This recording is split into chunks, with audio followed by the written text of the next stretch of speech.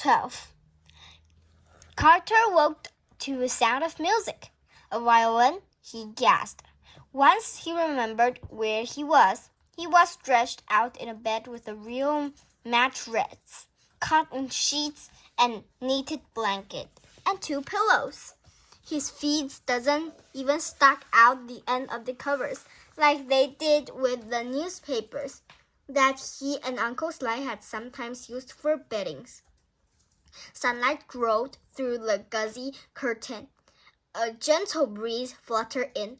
This must be what heaven is like, Carter thought.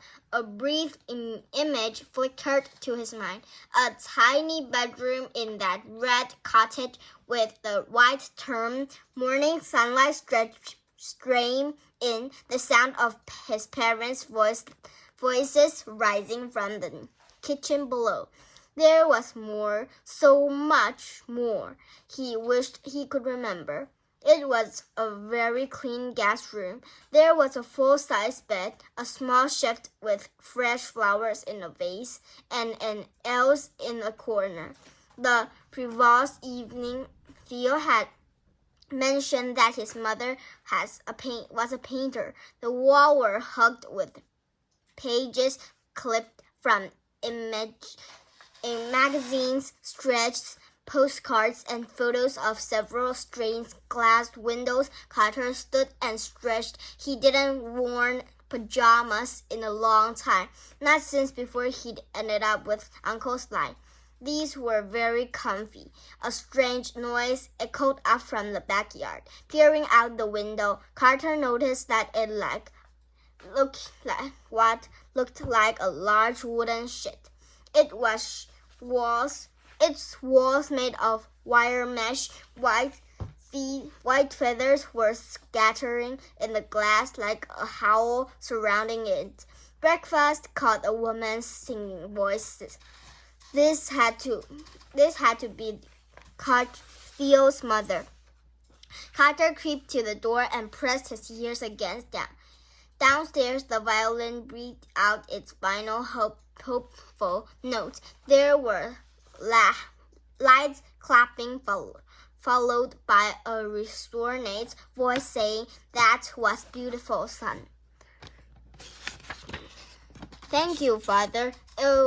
I'll go to see if my guest is ready to eat." Footfalls ran up the stairs, followed by a soft knock on the door. "May I come in?" "Of course, it's your home," Carter said when Theo walked in. Carter asked, "Do you ever not wear a tuxedo?" "No, unless I'm wearing a pajama," Theo answered. "Anyway, I just remember of last night where we got in. We told my parents you're a prestigious student at Mineral Wells Academy, and that the Dimes asked us to care for you during your visit." "I remember," Carter reassured him.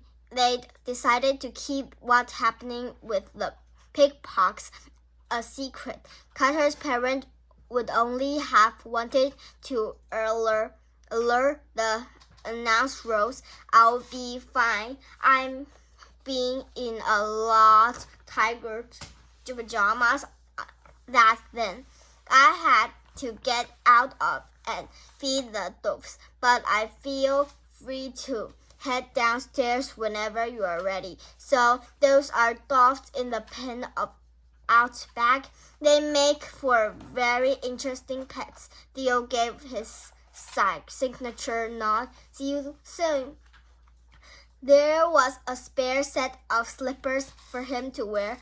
The bathroom soaps were shaped like seashells. After Carter took a nice, long, warm shower, the best of his life, he headed downstairs in the hall. The sky blue walls were decorated with Italian opera posters, turns of very young Theo surrounded by 4 other kids who looked almost exactly like him.